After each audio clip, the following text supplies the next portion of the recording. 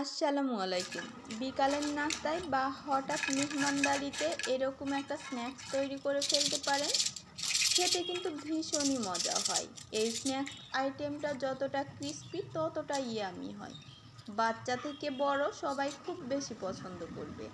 আশা করছি আজকের রেসিপিটা আপনাদের ভালো লাগবে। প্রথমেই আমি ছোট ছোট ৫-৬টা আলু অল্প পরিমাণ লবণ দিয়ে সিদ্ধ করে নিব। যদি বড় আলু নেন তাহলে ২টাতেই হয়ে যাবে। আলুটা যখন ভালো মতো সিদ্ধ হয়ে যাবে একটা নাইফ দিয়ে চেক করে নিচ্ছি।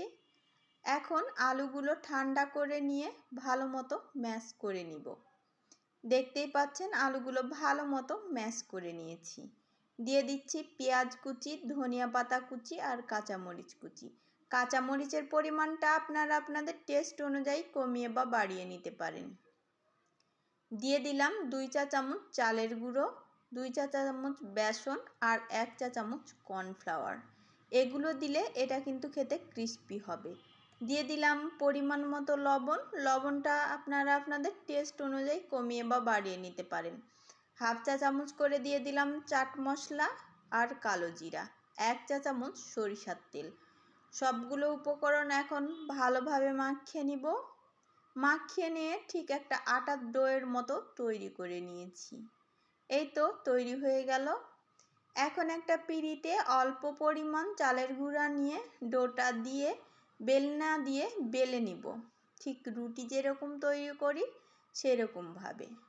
এই তো একটা বড় রুটির শেপ দিয়ে নিয়েছি, তবে বেশি মোটা বা বেশি পাতলা করা যাবে না। এখন একটা নাইফ দিয়ে এভাবে কেটে নিচ্ছি। এভাবে আমি সবগুলো কেটে নিলাম।